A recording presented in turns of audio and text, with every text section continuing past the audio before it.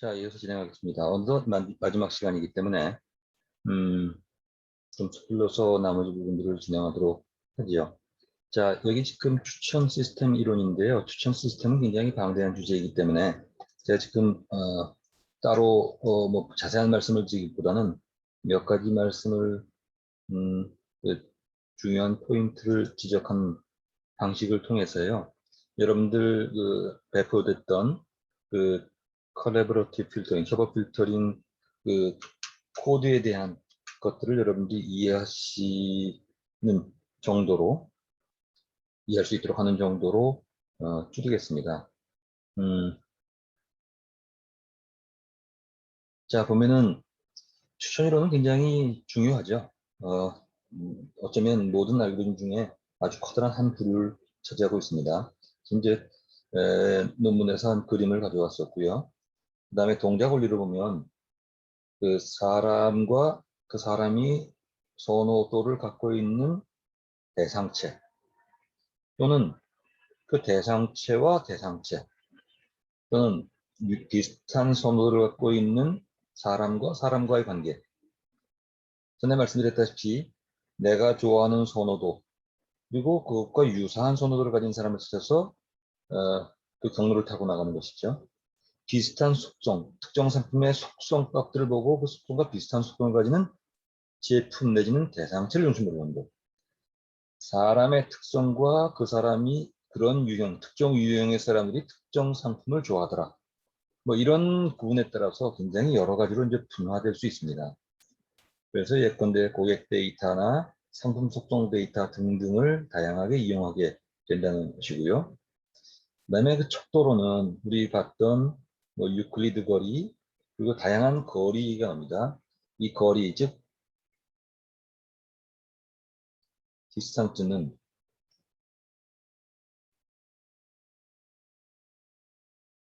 시밀러리티에 반비례하는 겁니다.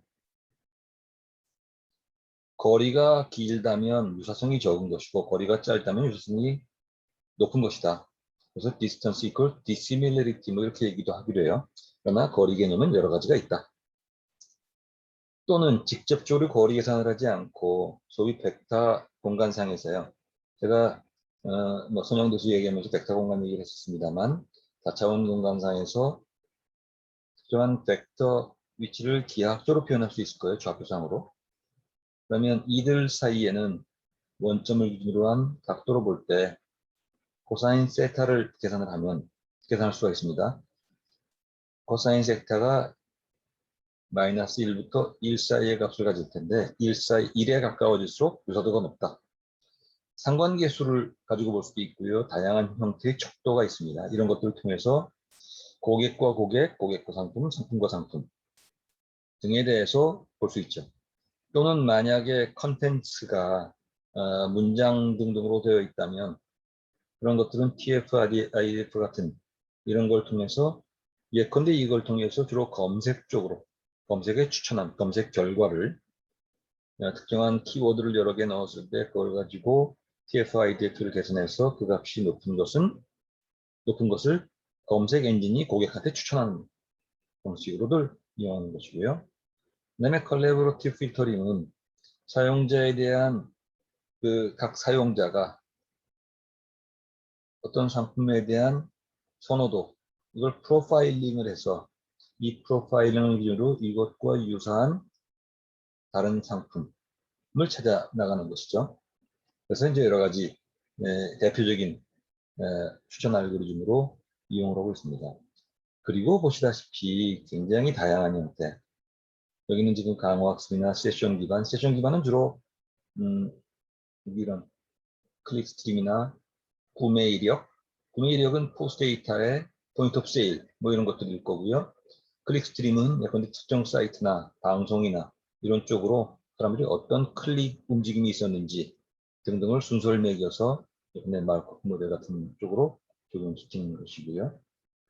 트랜스포머 모델은 여러분들 혹시 기억나실지 모르겠습니다. 언수퍼바이스 러닝의 내추럴 랭귀지 프로세싱 자연어 처리하는 알고리즘으로 최근에 부각되는 것들 이런 것들도 세션 기반의 추천 시스템에 적용될 수 있는 것이고요.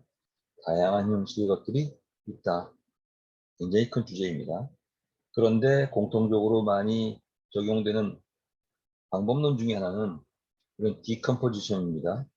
왜냐하면 이런 선호도를 계산하기 위해서는 굉장히 큰 행렬 데이터의 밥 작업이 필요하죠.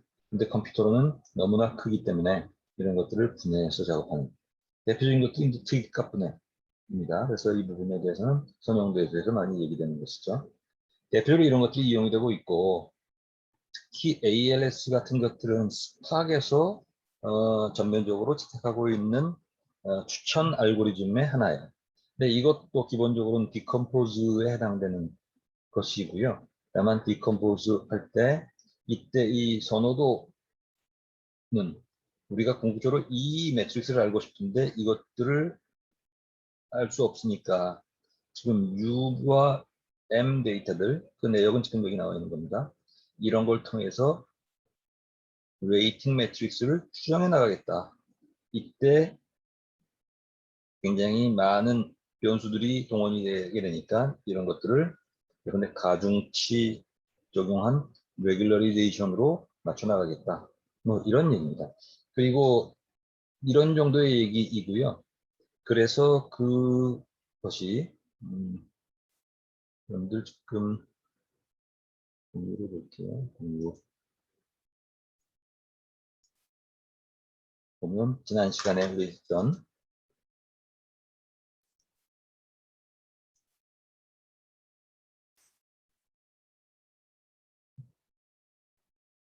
이년 전에 여러분들 다운로드 받아서 가져갔던 Recommendation CF의 IPIMB 부분인데요. 그 부분이 바로 스탁에서 여기서 Collaborative Filtering 부분을 따온 것이거든요. 그래서 여기 보면은 전체적으로 ALS 알고리즘이라든지 그런 것들 적용된 이 내역들을 지금 따온 것이니까 보충되는 내용들은 이걸 참조하시면서 한번 보시면 되겠어요. 예, 단지 데이터라는 것은 샘플 무비 렌즈인데 M 리미트 ALS이지 않습니까? 이 부분은 앞에서 우리가 여러분들 아마 기억하실 거예요. GitHub 밑에, 아파트 밑에, 여기 지금 안 나오군요. 저 지난 같은 겁니다. 이렇게 하는 거죠. 여기서 GitHub 밑에,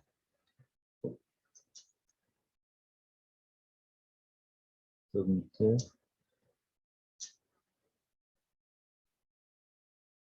아파트 밑에, 스팸 밑에, M 밑에, 이렇게 되겠네요. 여기서 ALS 밑에 있는 이 데이터를 이용한 것이거든요. 그래서 이 데이터를 이용해서 적용하는 모습에 대한 것이니까 그걸 참조해 주시죠. 대신에 그걸 일일이 따라서 말씀드리는 것은 일단 스킵을 하고요.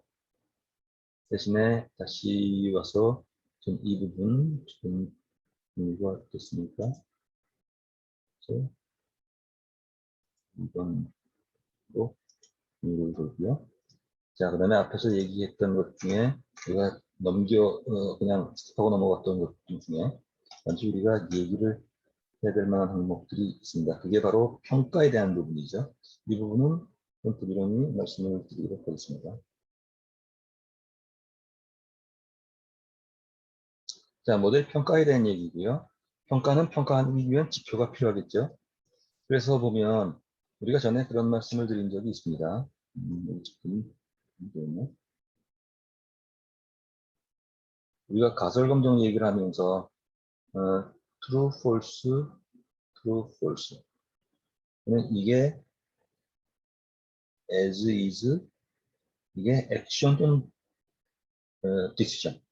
원래 true를 true로 보았다, 원래 false를 false로 보았다. true, false이지만 대부분들은 positive, negative 이렇게 얘기하고 다니는 같은 얘기입니다. 자, 이 두 개를 합치면 accuracy예요. 그 얘기입니다. 전체 중에 옳게 채택하고 옳게 기각시킨 것의 합. 전체 중에 이 두 개의 합이 accuracy입니다. 1-accuracy 하면 이거는 error rate입니다. 우선은 그게 하나의 지표가 되고요.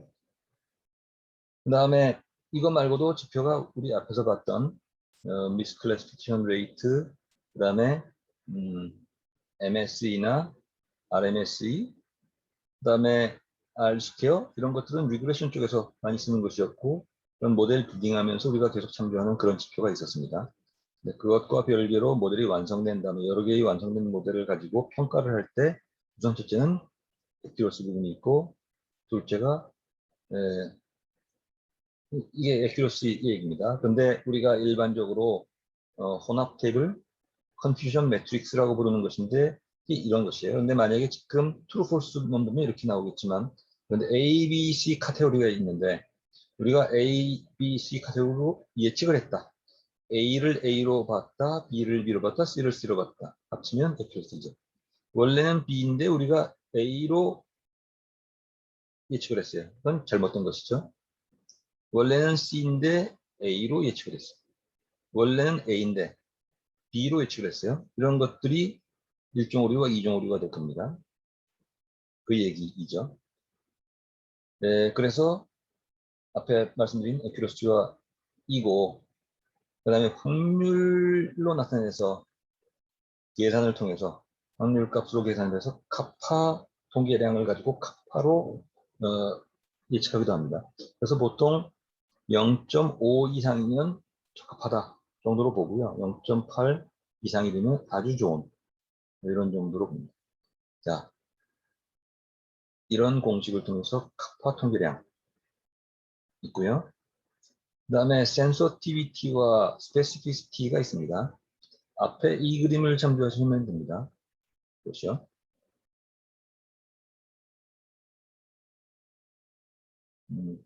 자, 그래서 센서티비티는 이렇게 그러니까 옳게 분류된 포지티브 이그젬플의 전체 중에 비율이에요. 그 다음에 스페시피티는 이런 비율입니다. 그래서 양쪽에 지금 보면은 매트릭스를 놓고 보시면은 각각 보는 측면에 따라서 어느 쪽이 강조될 수 있겠구나라는 것들을 우리가 알아낼 수 있어요. 트리스문과 리콜은 또 다른 점입니다. 그래서 놓고 보면 이것 중에 이것 중에 이것 뭐 이런 식이죠. 그래서 프리슨 리콜 TPFP니까 어떻게 됩니까? 전체 포지티브 중에 트루 포지티브로 한 것. 트루 포지티브인데 트루 포지티브도 있지만 폴스 네거티브도 있는 것. 그러니까 이게 진실한 것. 그다음에 옳다고 보는 것 중에 실제로 옳은 것. 전체 중에 진짜로 옳은 것. 그죠? 제가 말을 빨리 해서 그렇습니다만 이 각각의 의미가 있어요. 그러니까 이거는 false 네거티브 트루 포지티브 분의 트루 포지티브죠. 그리고 이렇게 되면 보통 이게 제일 많이 쓰이는 겁니다. 그래서 프리시전과 리콜 부분 앞에서 우리가 나온 적이 있죠. 그런데 이 두 개의 지표로 쓰기가 불편하니까 이거를 조화 평균이고요. 컨비네이셔널 민 값으로 계산을 해서 하나의 지표로 보기도 합니다. 그래서 어떤 과제에서는 어떤 예측 모델을 만드는데 F 메이저 값이 0.7까지 나왔으면 좋겠다 라고 조건을 걸기도 하죠. 자, 프리시전과 리콜을 봐주시고요. 그런데 앞에 ROC가 나왔었습니다. 그게 뭐냐면 그 ROC는 여기가 지금 1만은 스페시피시티입니다. 그 다음에 이쪽이 센서티비티로 표현을 해서 모델의 값을 보면 모델의 값이 스페시피시티 값이 높아지면 센서티비티가 일정한 범위 내에서 움직이는 걸 볼 수 있어요. 만들어진 모델에 따라 달라지겠죠. 그래서 그 모델 값을 특정 모델이 만들어졌을 때 예컨대 클래시피케이션 모델을 만들었어요. 예컨대 항목별로 분류하는 모델을 만들었습니다. 이것을 센서티비티 값을 구하고 스페시피티 값을 구해서 1만 스페시피티로 하면 어떤 포인트가 잡혀요. 대개 그것들을 만들면 이런 곡선을 가지게 돼요. 즉 스페시피티 값이 작아지면 이 값이 커지겠죠. 이 값이 커지면 센시티비티 값이 커집니다. 스페시피시티가 작을수록 센시티비티가 커지는데 증가되는 속도는 점점 완만해진다. 얼마나 완만해지느냐? 모델에 따라 다르다. 그러나 전반적인 패턴이 이렇다는 얘기입니다. 자, 이때 이 선이요. 45도 각도의 이 선이 기준점입니다. 이게 베이스라인이고요. 그래서 이 클래시파이어의 값이 어떤 것들은 이런 모양을 취하게 되고 어떤 모델은 이런 모양을 취하게 돼요. 근데 로지스틱 리그레션을 했는데 그, 그, 그러니까 일래스틱 넷의 퍼센티지를 달리 주고 함에 따라서 어떤 경우는 이렇게 나오고 어떤 것들은 이렇게 나와요. 디시전 트리 모델을 하니까 또 이렇게 나오기도 하고. 자, 그런데 우리가 선택하는 것은 이 만들어진 모델이 이쪽에 가까워질수록 좋다. 즉, 이 면적이 넓어질수록 좋은 모델이라는 얘기입니다. 그래서 이 ROC 값이 높은 것들. 뒤에 보시면은 그 ROC라는 게 뭐냐면, 이게 안 나왔네요. 그러면 이 ROC가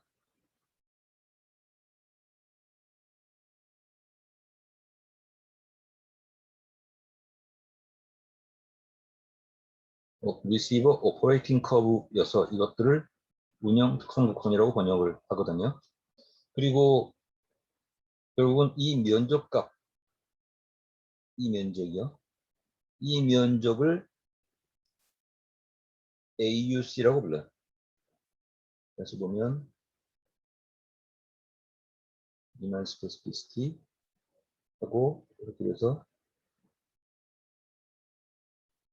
이 면적을 AUC라고 부르는데 AUC란 에어리어 언더 더 커브다. 그래서 이 값이 완전히 이렇게 포함이 되면 이게 1의 값이고요. 완전히 이렇게 되면 그냥 쓸모없는 모델입니다. 0의 값이고. 그래서 이 사이의 값인데 0.9가 넘으면 아주 좋은 모델이다. 보통 0.7 정도만 돼도 억셉터블하다고 얘기를 하거든요. 잠깐요. 잠깐 포인트 놓쳤네요.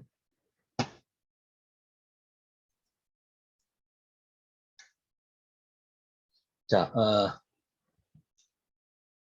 그런 얘기입니다. 그래서 평가 지표가 여러 가지가 있는데 크리스 정보 리콜 그리고 그걸 가지고 ROC 이런 것들을 많이 쓴다 얘기입니다. 자, 머신러닝 얘기를 일단 마치고요. 빨리 다음 부분을 좀 해야겠네요. 자, 지나가겠습니다.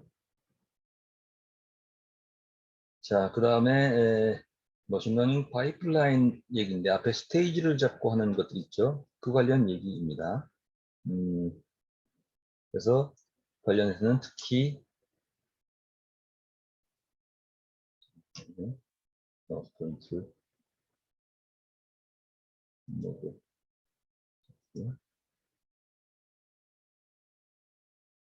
ML 플로우라는 프로젝트가 있는데 프로젝트와 스파크가 결합돼서 사용되고 있습니다. 그래서 ML 플로우는 여러 가지 것들이 있는데 상당히 다양한 내용들을 가지고 있고요. 자세한 설명을 생략하고 그냥 자료를 참고해 주시기 바랍니다.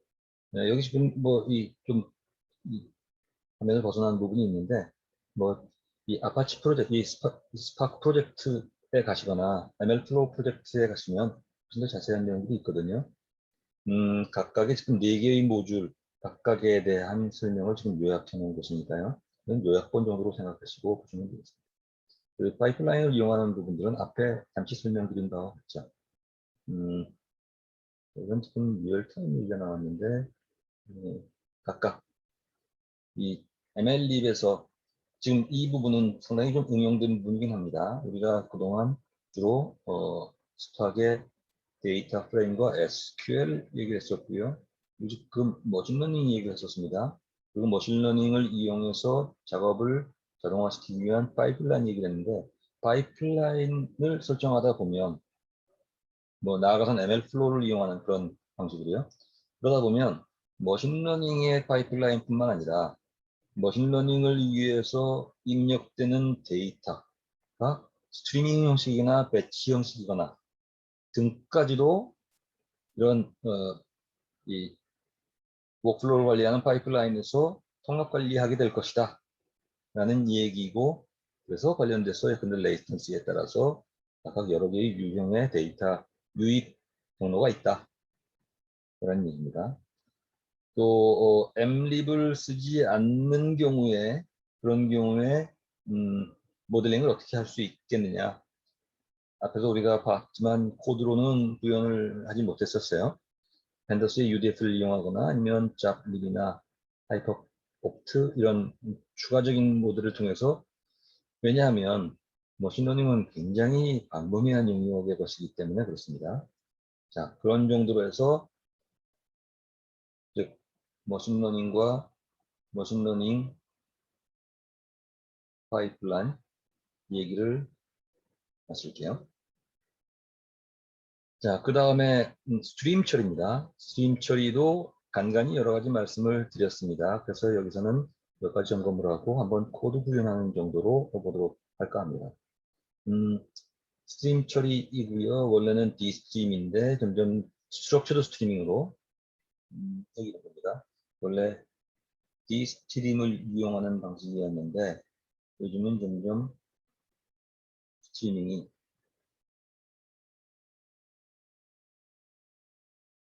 스트럭처드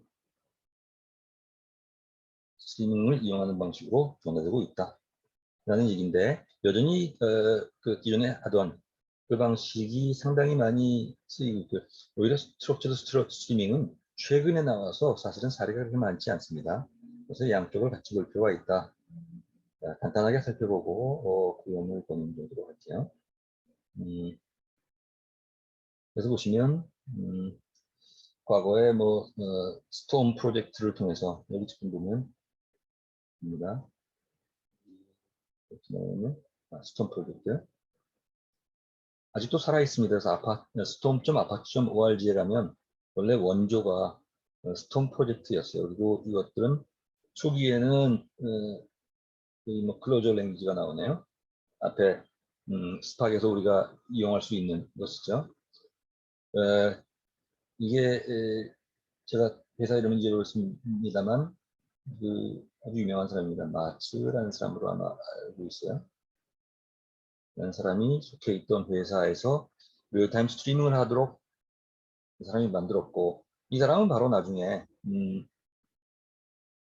우리가 람다 아키텍처, 카파 아키텍처 얘기한 거 있죠. 이 람다 아키텍처도 이 사람이 만들었습니다. 상당히 유명한 사람인데, 이 프로젝트가 있었고 이것들을 나중에 트위터에서 이용을 했어요. 트위터 단문 서비스 하는 거 있죠. 그런데 여기에서 발전을 했고, 그 이후에 이것을 꼰딴 건 아니지만 이것을 기반으로 해서 스팍의 스트리밍이 나왔습니다. 자, 그래서 여기 D스트림이라는 것은 discretized 스트림이고요. 각각을 별도의 RDD, 배치 RDD 형식으로 처리한다는 의미로 만들었습니다. 여러분, RDD 기반입니다. 여전히 많이 쓰고 있기 때문에 이 얘기를 조금 나열을 했어요. 그래서 보시기 바라고요. 우리가 지금 코드에도 지금은 디스트림 기반의 것들이 거의 대부분이어서요. 그 사례를 좀 봤습니다. 여기 지금 프로그램 구조인데 구조도 여기 좀 한번 살펴보시고요. 나중에 코드로 한번 다시 점검해 보겠습니다. 디스트림에 대한 얘기입니다. 몇 가지 얘기는 좀 반복됩니다만 요즘 이런 얘기가 나오면 TCP 스핏이나 아니면 메시징 시스템의 그래서 이걸 경로로, 이걸 미디움으로 이용해서 디스트림이 적용될 수 있다는 얘기죠. 그리고 별도의 API를 가지고 있고 등등입니다. 대부분들 이걸 가지고 예컨대 타임스탬프, 그 다음에 키밸류 페어로 계속 들어올 테니까 이런 것들을 맵이나 플랫맵으로 변환시킨 다음에 맵 함수나 플랫맵으로 변환시킨 다음에 이용하는 방식으로 많이 쓴다 라는 얘기죠. 지금 시간순입니다. 시간수로 그러면 이렇게 되죠. T0일 때 이게 들어오고, 그 다음에 접수되고 T1일 때 들어오고, 차례차례 이렇게 그 타임 순으로 들어오는 것들을 RDD로 캐치하고 다시 또 RDD 캐치하고 하는 것입니다. 이게 D스트림이라는 얘기죠. D스트림을 이용하는 프로그램 구조이고, 자, 모양은 거의 비슷한 걸 볼 수가 있습니다. 지금 여기 스트리밍 컨텍스트 같은 이런 정도. 앞에 스파 컨텍스트 있고 SQL 컨텍스트 있었죠. 이것은 스트리밍 컨텍스트를 잡아서 진행하는 모습이 나와 있습니다. 이스의 변환이고요. 이건 맵 함수를 이용해서 자 계속 이제 람다는 몸에 익으실 것 같아요. 대부분들 이렇게 함수를 아규먼트로 주고 인라인 함수로 계속 적용시키는 모습이 아주 대부분 모습이죠. 그 이외에는 디스트림 관련된 API를 활용하는 모습들이 지금 나열돼 있으니까 참고해 보시고요. 이런 그 스파크 웹사이트에 가면 굉장히 길게 나와 있는 것을 지금 요약해서 보여드리고 있습니다. 그 내용이고요. 자, 그러다가 즉 디스트림 기반의 스트리밍 솔루션에서 또는 스트럭처 솔루션으로 발전하고 있다. 그 디스트림은 각각의 T0, T1 등등을 RDD로 캐치해서 처리하는 방식이라면 그러고 나서 받아온 다음에 맵이나 플랫 맵 형식으로 변환시켜서 그 다음에 프로그램에서 이용하는 방식이라면 스트럭처드 프로그래밍은 뒤에서 말씀드리겠지만 기본적으로 테이블에 각각 새로 들어오는 데이터들, 스트림 데이터들이 전부 레코드라고 보겠다는 거예요. 그러니까 데이터 프레임의 확장 버전을 보겠다는 거죠. 그래서 로우 레벨에서 하이 레벨로 변환된 걸 볼 수 있습니다. 그래서 스트리밍 엔진의 발전 경과를 지금 보여주고 있고요. 네, 근데 여기 이 얘기도 상당히 전형적인 얘기네요. 레코드 에더 타임. 즉 레코드가 들어오는 걸로 보겠다. 그래서 스트럭처드라는 이름이 붙었습니다. 그다음에 마이크로 배치는 예컨대 1초, 2초 단위로 끊어서 모아서 가져가겠다는 얘기죠.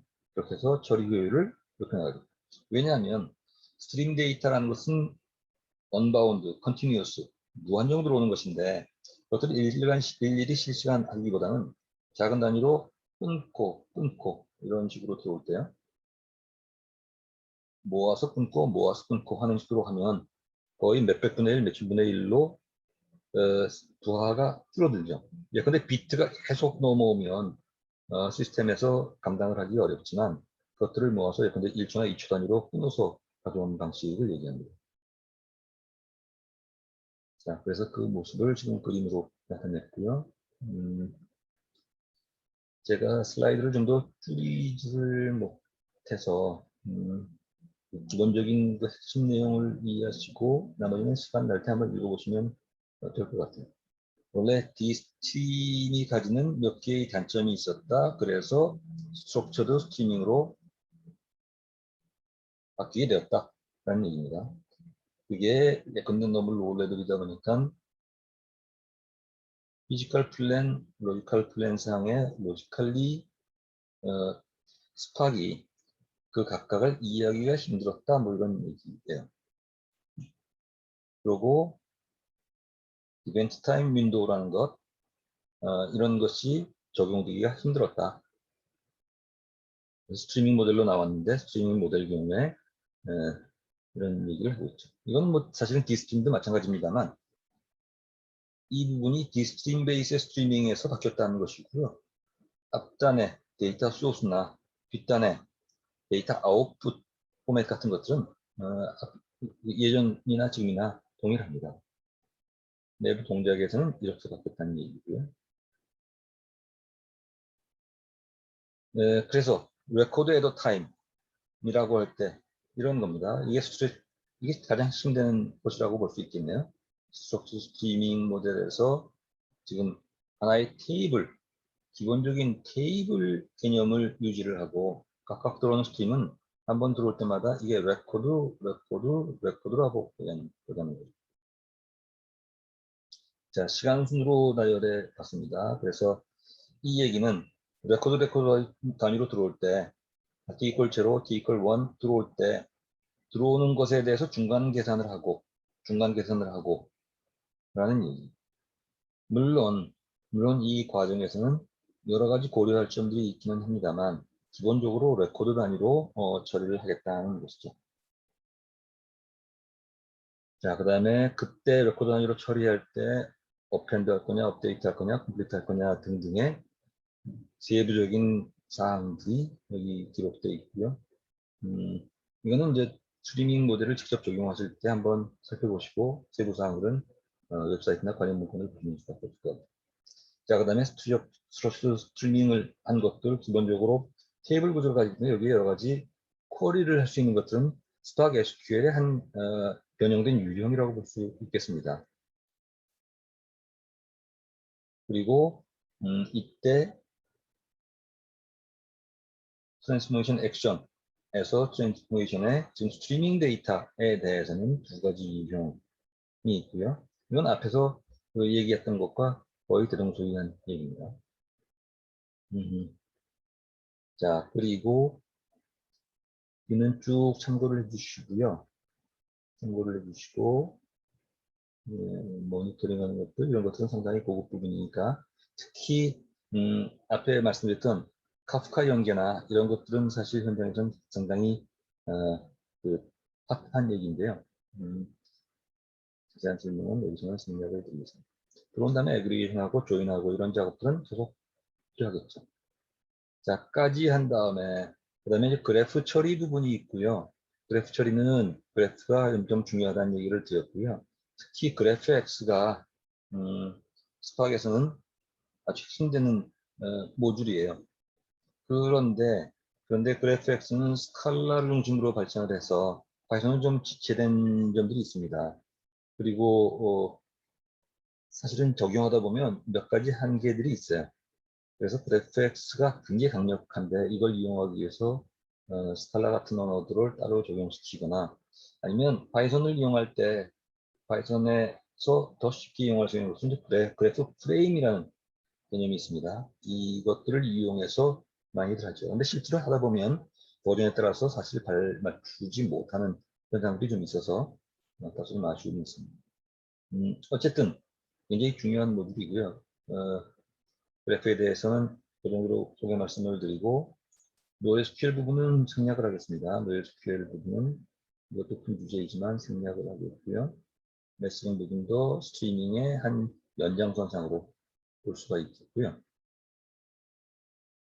참고만 해주시고 넘어가겠습니다. 자, 이런 것들은 이제 IoT 센서 네트워크하고 같이 결합시키는 얘기들 그런 것들이 나와있습니다. 자까지 먼저 하고요. 마무리로 들어가기 전에 먼저 여러분들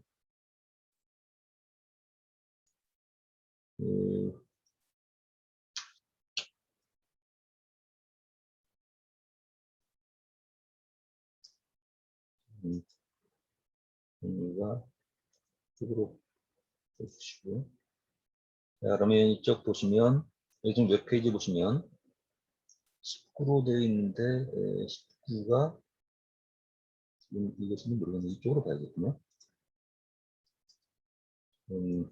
조금 지체감이 있어서 이 이름 변경이 어떨지 모르겠습니다. 옆으로 이쪽으로 이런데 여기 보시면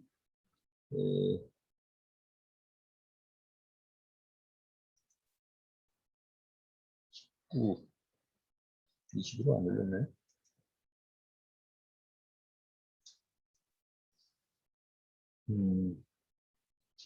잠깐만요. 네.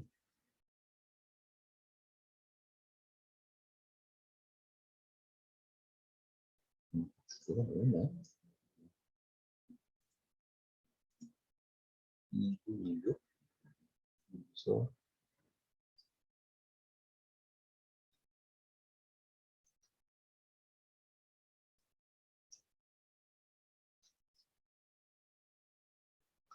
그런데 여기에 19인데 19는 앞에 좀 비고 있습니다만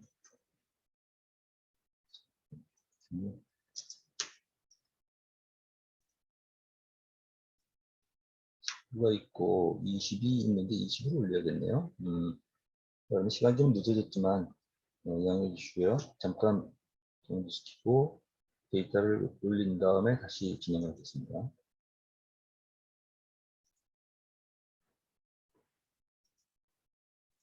자, 여러분들 그래서 다시 이 데이터를 올렸습니다. 보시면 20번째 시간에 파이스팍 스트리밍.tar 파일이 있거든요. 이거를 다운로드 받아 주세요. 그리고 압축해제 시킨 다음에 보시면은 두 개의 프로그램 파일이 있습니다. sp_streaming.ipynb가 있고 network word count.py가 있어요. 자, 그것들을 우선 주기소 노트북에 ipynb를 보도록하죠.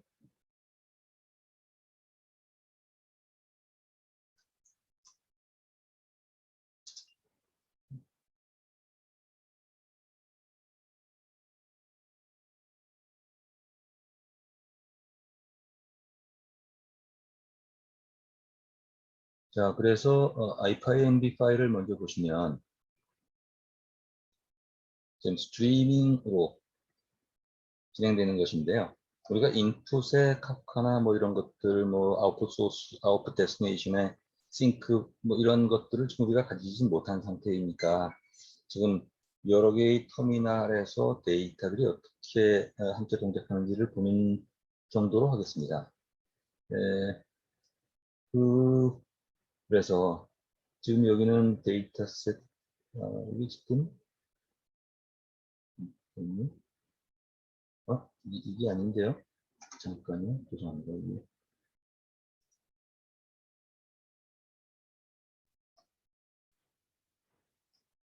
자, 진행하겠습니다. 좀 혼란이 있었어요.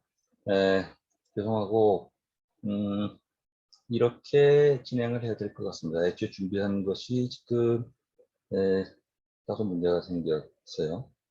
정리하려면 좀 시간이 필요할 수 있으니까 차라리 단축하기 위해서요.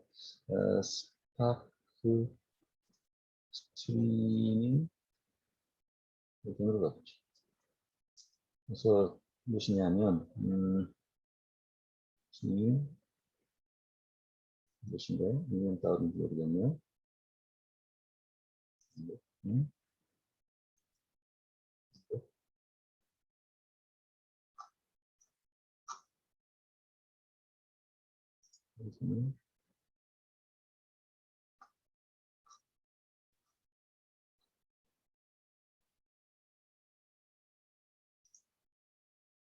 네네. 네, 이렇게 한번 해보죠. 자, 여러분들이 반복해서 할 수 있도록 차라리 대안으로 이렇게 진행을 할 겁니다. 여러분들 스팍 스트리밍의 파이썬으로 검색을 하셔서요. 아파치 스팍 사이트로 뽑으시면 스트럭처드 스트리밍 프로그래밍 가이드 부분이 있습니다. 여기 설명도 있고 제가 설명도 드리겠지만 혹시 부족한 부분이 있을 경우에 여러분들 나중에 반복해서 하실 수 있도록요. 그래서 지금 이 부분을 예컨대 앞에서 가진 것들 중에 지금 이름이 잘못 붙어 있었네요. 지금 보니까 회사에 새로운 것도 하나 만들고요. 그리고 그렇게 어렵지 않게 테스트해 볼 수 있으리라고 생각이 듭니다. 스트리밍이고요. 퀵 이그젠플에 여기서부터 시작을 하겠죠. 그리고 또 이걸 누르겠습니다. 그래서 이 부분으로 해서 눌러주시고요.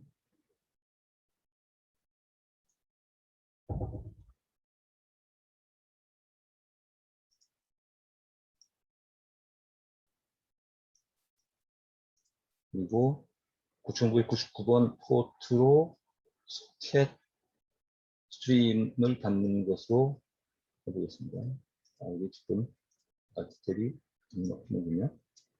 그래서 지금 보시다시피 스트리밍 컨텍스트를 잡고요. 거기에 맞춰서 소켓 텍스트 스트림으로 로컬호스트의 9999번을 잡았어요. 그리고 무언가 그 9999번으로 데이터가 들어오면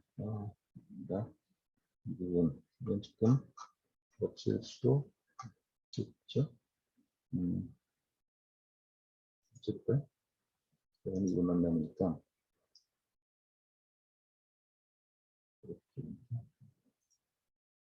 이렇게 해서 여기다가 들어오면 지금 라인스로 만든 라인스로 들어오면 플랫맵으로 바꿔서 그걸 워드로 변환시킨다 입니다. 자, 그 다음에 이거를 이렇게 줄이면 좀더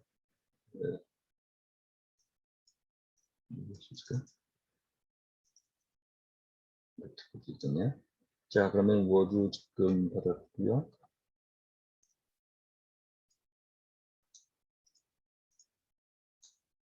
그 다음에 들어온 워드스에 대해서 각각의 단어마다 분절을 한 다음에 거기에 1값씩 하나씩 1이라는 값을 매기고 그거를 나중에 reduce by key로 reduce 합니다. 합계치를 낸다는 얘기죠. 그러고 나서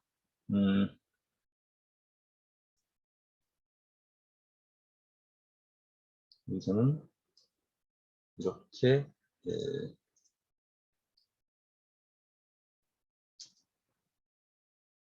수행을 하네요. 자, 그러면 일단 수행이 돼서 데몬 프로그램이 지금 돌기 시작할 겁니다. 그죠? 그리고 지금 뭔가 메시지가 계속 나오기 시작하고 있어요. 자, 그러면 여기서 지금 여기 얘기한 대로요. 여기 지금 보시면 별개의 터미널에서 net 커맨드인가요? net 카운트 하는 프로그램을 돌리기 시작하면 됩니다. NC에 그다음에 라인별로 잡고 계속 돌리고 9999번으로 대기하고 항상 억셉트 할 수 있도록 해달라는 얘기고요. 자, 그 다음에 지금 여기 파이썬 이 코드를 지금 보는데요.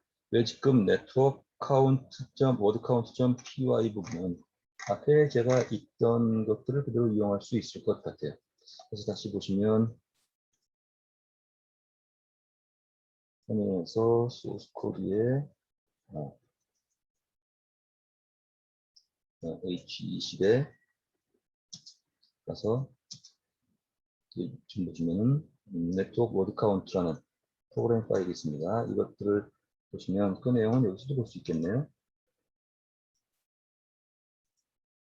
여기서 보시면 실제로 코멘트를 빼면 여기 지금 윈 코멘트이고요. 몇 줄 안 됩니다. 요거밖에 없습니다. 프로그램을 돌리는 즉시 스트리밍 컨텍스트를 받고 그다음에 if 이 부분은 아규먼트가 제대로 있느냐를 보는 거니까 뭐 별게 없습니다. 내용성은 지금 요 부분밖에 없어요. 내용이라는 것은 라인 읽어드려서 그래서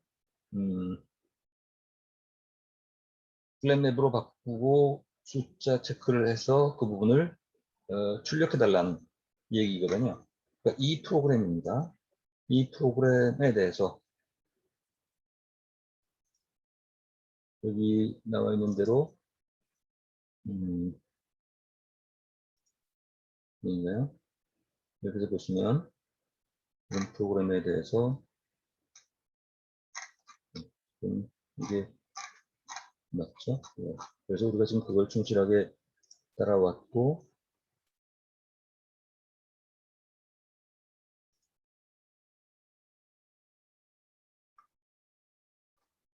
그래서 이런 식으로 그러면 여기 지금 나온 건 별게 아닙니다. 스팍 서브미트로 지금 그 프로그램을 수행하는데 로컬호스트 이렇게 수행을 해달라는 얘기. 지금 우리 프로그램 이름이 스트럭처드 네트워크 워드 카운트 네트워크 워드 카운트만이네요.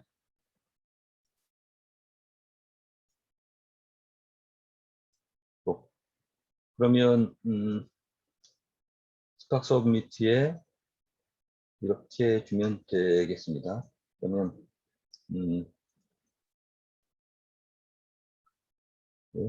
파일 16으로 정화시켜 놓고, 그리고 스파크 서브미트에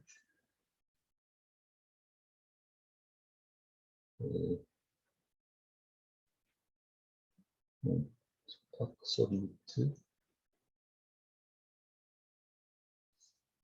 이 경로를 잡아야 됩니다. 그러면 아예 옮겨놓죠.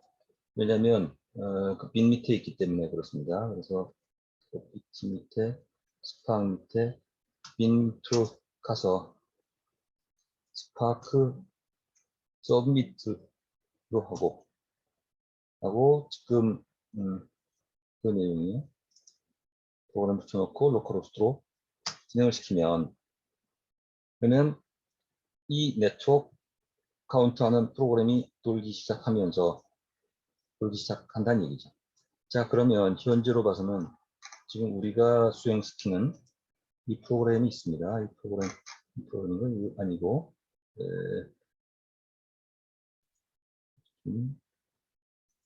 여기서 수행시켰죠. 네. 죄송합니다. 여기서 수행을 시켰고, 이 내용이 지금 계속 나오고 있는데요. 보시면, 뭐라고죠? 이쪽에다가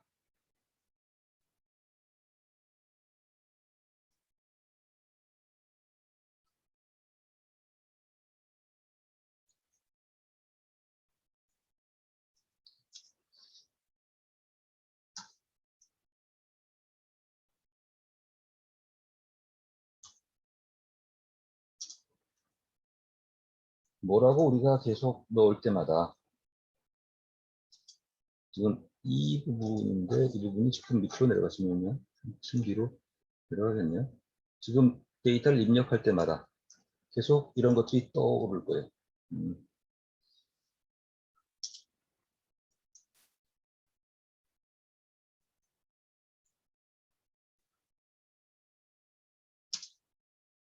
등등으로 입력할 때마다 지금 이 항목들이 계속, 예를 들어서 같은 단어가 나올 때마다 이런 것들이 집계가 되면서 나오죠. 지금 해피니스 올드즈 뭐 이런 것들이요. 지금 실시간으로 계속 흘러가는 겁니다. 이쪽으로 봐서 그러는데, 이걸 터미널로 바꾸면 여기서 계속 입력시킬 때마다 지금 로컬호스트로 잡았지만, 로컬호스트에 9999로 잡았지만, 근데 원기억으로 잡으면 여기서 계속 실시간으로 데이터가 들어올 때마다 그쪽에 실시간으로 라이트가 되는지, 그리고 후속으로 여러 가지 처리를 할 수 있게 될 겁니다.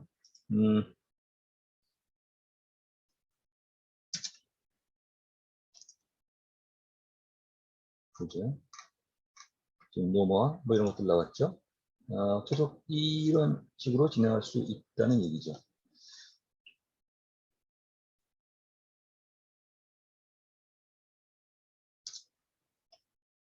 보면 이 부분이 지금 자동으로 흘러가지 않아서 그렇지만, 우리가 입력시킬 때마다 계속 이런 것들이 나와요.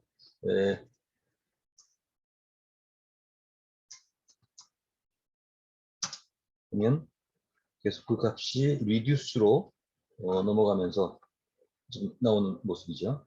자, 이런 식으로 지금 실시간으로 스트리밍 데이터를 받는 모습을 봤습니다. 자, 시간이 약간 경과돼서 죄송하지만 일단 스트리밍 부분을 이렇게 마치고요. 그 다음에 아예 종이를 바꾸어서 마무리를 좀 짓도록 하겠습니다.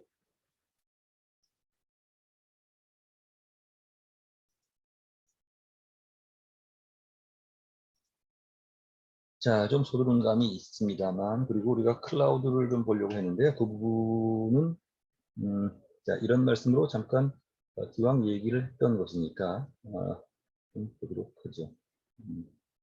이렇게 넣고, 여기서 이렇게 보죠. 그리고 종이를 이동합니다. 잠깐 이쪽을 보시면요. 데이터 브릭스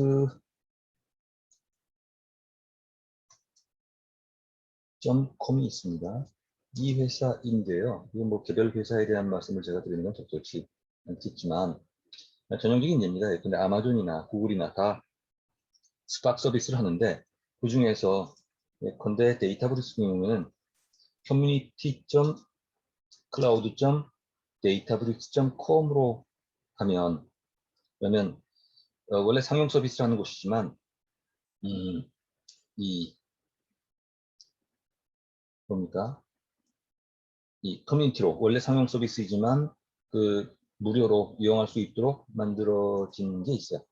그래서 지금 여기에는 등록을 하시면 되고 사인업을 통해서 등록을 하시면 되고 등록된 곳으로 들어가시면 근데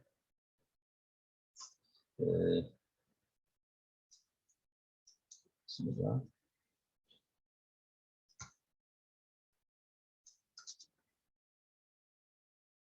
가입한 다음에 들어가면 원래 시간이 되면 뭐 좀 늦긴 했지만 마지막 시간이니까 추가해서 말씀을 드리겠습니다. 지금 로컬 모드로 한 대의 서버에서 했기 때문에 여러 가지 단점이 있었어요. 대부분의 기능들은 우리가 기초적인 것들을 다 구현을 했지만 몇 가지는 전면적으로 클러스터 환경을 구축할 수 없었기 때문에요.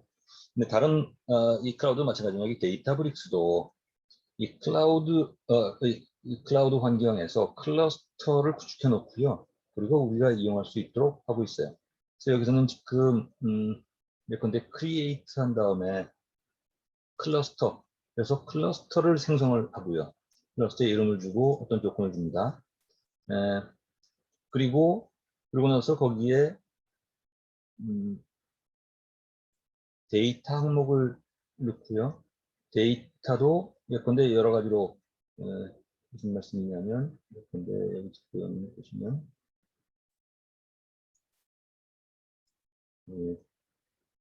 지금 앞에서 만들어 놓은 것이 있어서 아마 어쩌면 방해를 받을지 모르겠어요. 어쨌든 여기서 클러스터를 만들고 그래서 이 클러스터 이렇게 볼까요? 하고 클러스터는 앞에 만든 게 남아있으면 지금 어떻게 사용이 될지 모르겠습니다. 자, 그래서 클러스터를 만들고 그러면 15기가의 뭐 클러스터가 만들어졌네요. 물론 제한이 좀 있긴 합니다만 그리고 여기에 데이터를 부어놓고 그렇고 실제로 프로그램을 짜도록 되어 있죠.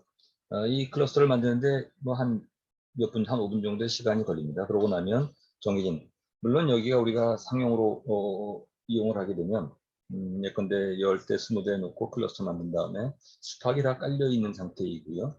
그 속에서 우리가 데이터를 로컬에 있는 데이터를 업로드 시켜 사용할 수도 있고 뭐 이런 식으로 이용할 수 있습니다. 그래서 클라우드를 이용하면 우리가 갖지 못한 클러스터 환경을 바로 그리고 처음에 이 트라이 버전을 이용하면 상당 범위까지는 공짜로 이용할 수 있어요. 다만 그 모듈이 그냥 남아있지는 않고 데이터 같은 것들도 시간이 몇 시간 지나고 나면 다시 리셋되는 뭐 이런 점들은 있습니다.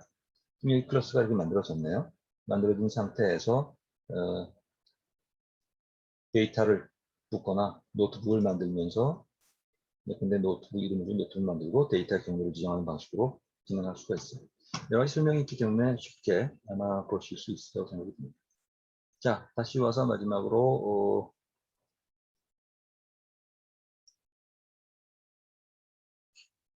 마무리를 보도록 하죠.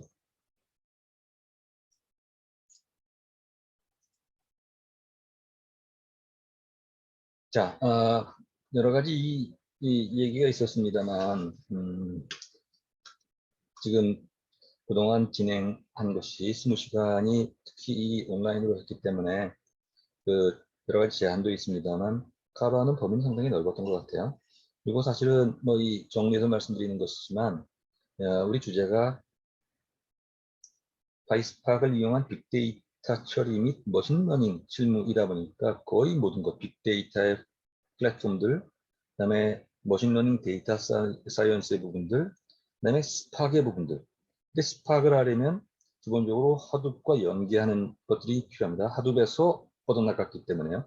그러다 보니까 너무나 우리 주제가 넓어서 저도 쉽지 않았고 여러분들도 아마 어려움이 좀 있었을 거라고 생각이 듭니다. 하지만 첫 시간에 얘기한 것처럼 이 어려운 만큼 이것만 극복하면 어쩌면 굉장히 여러 곳에서 학습해야 됐던 것들을 우리 한 곳에서 지금 광범위하게 학습을 할 수 있었던 뭐 그런 장점도 있을 겁니다. 특히 좀 더 많은 코드를 보지 못한 건 아쉽지만 그 코드라는 것이 일반 프로그램을 짜는 것과는 달라서요. 항상 이론적인 배경을 알아야 해석을 하고 진전해 나갈 수가 있죠. 그러면서 하여튼 우린 제한된 영역이지만 이 이론 부분과 이 코드를 같이 봤어요. 마지막으로 말씀을 드린다면 결국은 점차 이런 추세, 빅데이터를 이용하는 추세로 나아갈 겁니다. 지금 아직 초창기이기 때문에 여전히 뭐 AI, 딥러닝, 머신러닝 얘기하지만 대부분 스몰 데이터에 국한되어 있지만 일단 데이터 분석을 시작을 하면 전부 빅데이터로 넘어가는 것은 필연적인 사실일 거예요. 자, 그 다음에 둘째로는 그럴 경우에 그 오픈소스 솔루션이 항상 기본을 차지합니다. 물론 아주 이 가려운 부분을 그릴 수 있는 상용 서비스가 필요합니다만, 그런데 기본 엔진 부분은 항상 오픈소스로만 진행이 돼요. 왜냐하면 그게 기술 혁신의 결국 원조이기 때문에. 근데 그런 것들은 돈을 받지 않지만 제대로 이용하려면 우리가 기본 원리를 깨달아야만 됩니다. 그런 의미에서 이번 과정이 여러분들한테 조금이라도 도움이 되었으면 합니다. 자, 여러 가지 부족한 가운데서도 여러분들 끝까지 경청해 주셔서 감사하고요. 여러분들 앞으로 진행하는데 추구하는 바 성공이 있기를 바라겠습니다. 자, 감사합니다.